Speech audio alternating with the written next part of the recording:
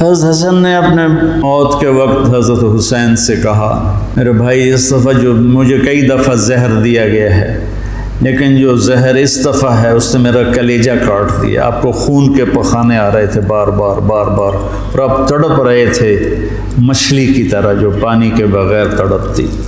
پھر کہنے لگے میرے بھائی میں نے خوب دیکھ لیا ہے، اللہ نے ہمارے گھر میں نبوت رکھی ہے، ہمیں حکومت نہیں ملے گی، ہمیں نبوت کا شرف ہی رہے گا، حکومت نہیں ملے گی ہمیں۔ کوفی تمہیں دھوکہ دیں گے، ان کے دھوکے میں نہ آنا، انہوں نے تیرے باپ کو دھوکہ دیا ہے، انہوں نے مجھے دھوکہ دیا، یہ تجھے بھی تیرے ساتھ غداری کریں گے اور تیری موت تک یہ غداری کا انجام ہوگا۔ حضرت حسین کہنے لگے کس نے زہر دیا ہے؟ فرمایا کیا کرو گے؟ قتل کرو گے؟ کہنے لگے ہاں قتل کروں گا۔ کہا جس نے مجھے زہر دیا ہے اگر تو میرا گمان سچا ہے تو پھر میں آخرت میں خود ہی نبڑ لوں گا، اگر میرا گمان غلط ہے تو ایک بے گناہ قتل ہو جائے گا، نہیں میں نہیں بتاتا۔ تو اسی زہر میں تڑپ کے 46 سال کی عمر میں آپ کا انتقال ہو گیا، بالکل عین جوانی میں۔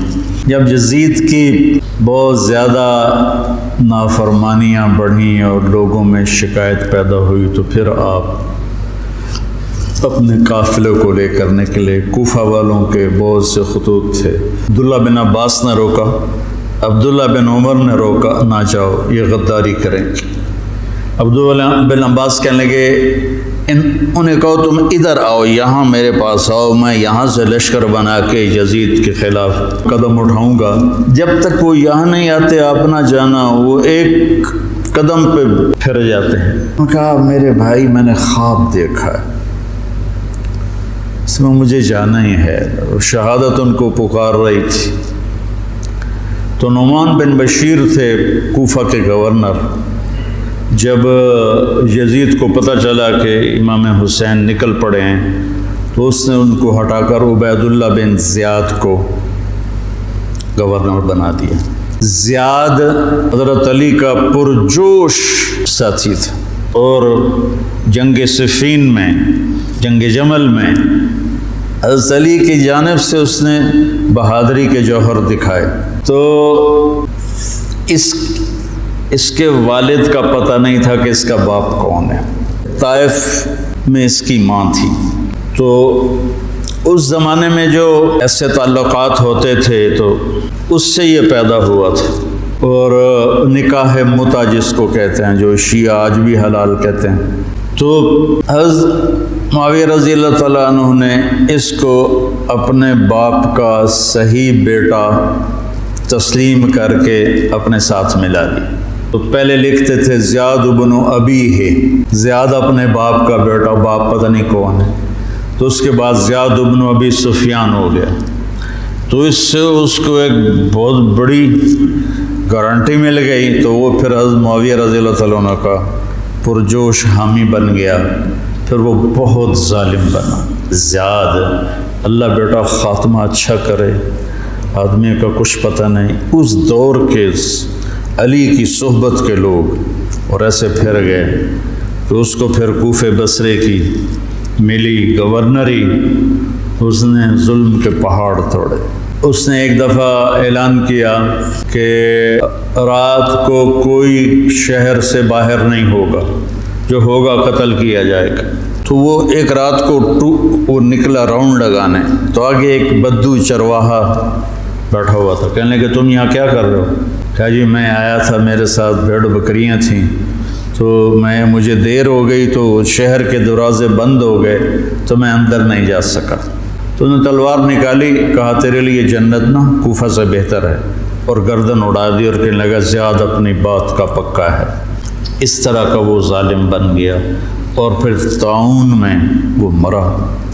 تو اس کا بیٹا تھا عبید اللہ، تو وہ باپ کی طرح وہ بھی ظالم تھا، جیسا باپ ویسا بیٹا۔ تو ابن زیاد آ کر وہاں اس نے کوفے کی حکومت سنبھال لی۔ مسلم بن عقیل رضی اللہ تعالیٰ عنہ کو حضرت امام حسین نے بھیجا تھا حالات کا پتہ کرنے، ان کو پکڑ کے شہید کر دیا۔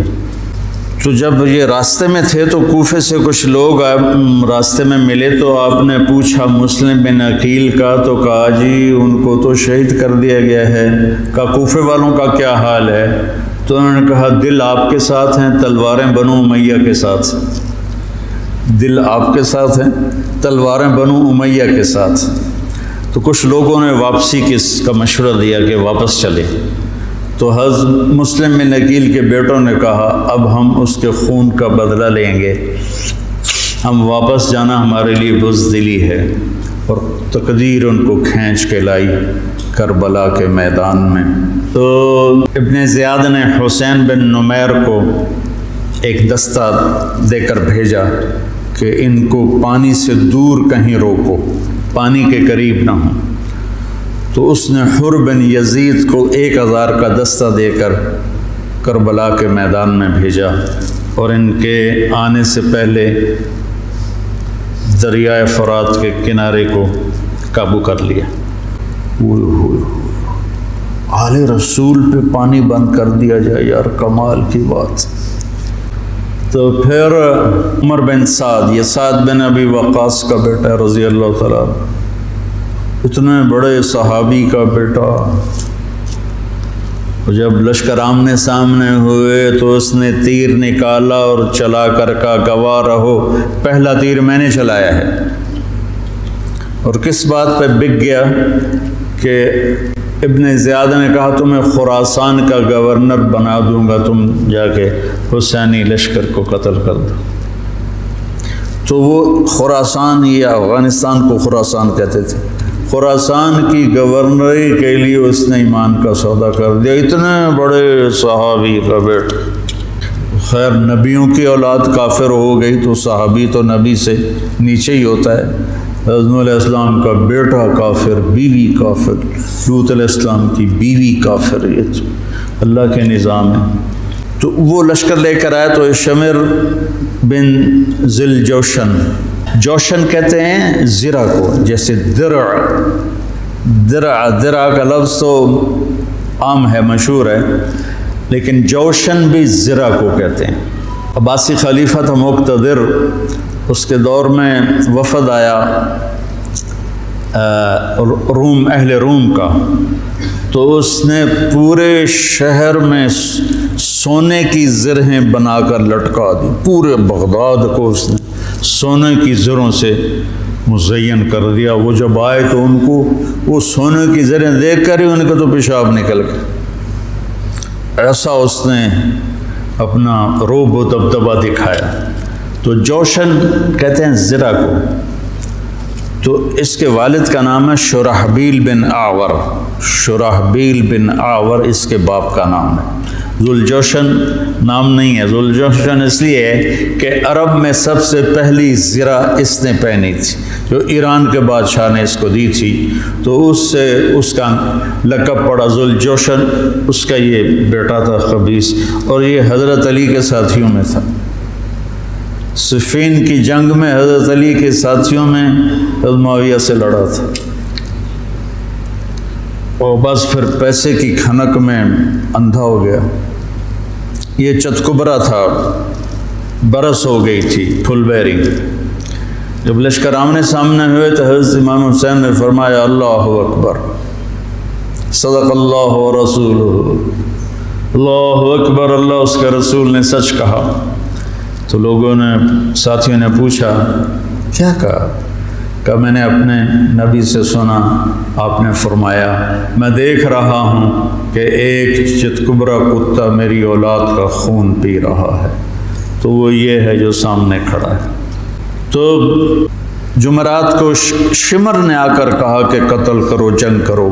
باقی تو عمر بن سعد جو تھا وہ تھا کہ کوئی مسالت کی شکل نکلا، اس نے آ کر کہا جنگ۔ تو آپ نے ان کو پیغام بھیجا مجھے 1 دن کی مہلت دو سوچنے کے لیے۔ وہ دن تھا جمعرات کا، 9 محرم۔ تو بڑے خوش ہو گئے، کہا ٹھیک۔